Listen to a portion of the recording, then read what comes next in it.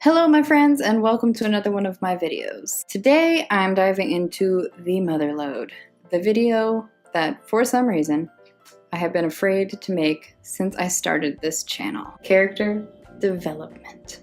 That's right people, you heard it here first. Characters aren't as easy as jotting down a catchy name, throwing in a skirt and some blonde hair, and getting the show on the road. Not unless you want a good story anyways. So without further ado, here are my 5 tips that you might want to check out while you're developing your own characters. Number 1, you're gonna need dimension. Your characters need to be 3D. They have to leap off the pages like little baby birds jumping out of the nest for the first time. The bottom line is if you're writing a bunch of 2D characters, it doesn't matter how good your plot is. Nobody's gonna connect to them and stick around to read the entire book. Your characters have to have good qualities and flaws. Nobody wants to read about a character that's literally perfect. How do you connect to somebody like that? And in the same vein, nobody wants to read about a villain who's completely evil, like without a good bone in his or her body. Number 2, personality. Let's say you're writing a romance about a cheerleader. Guess what?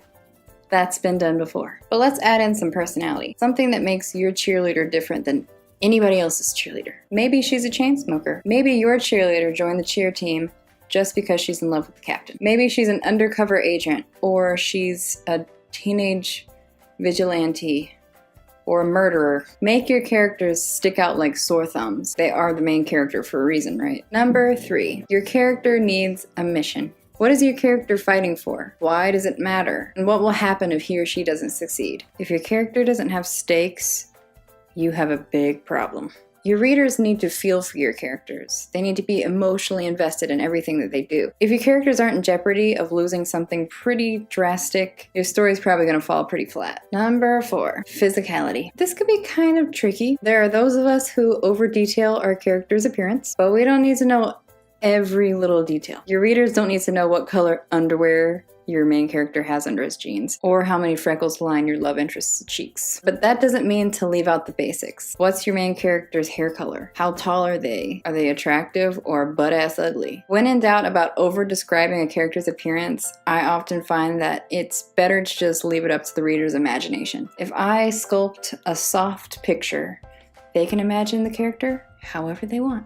And it's kind of better for all of us that way. And number 5, the element of surprise and change. Your characters don't need to change 1,000 times, but they do need to get from point A to point B. If your character hasn't changed at all during your story, then what was the point? Are they braver? Are they weaker? Are they tougher? Are they more emotional? Surprise your readers with moments of charisma, love, generosity, humility, action, adventure.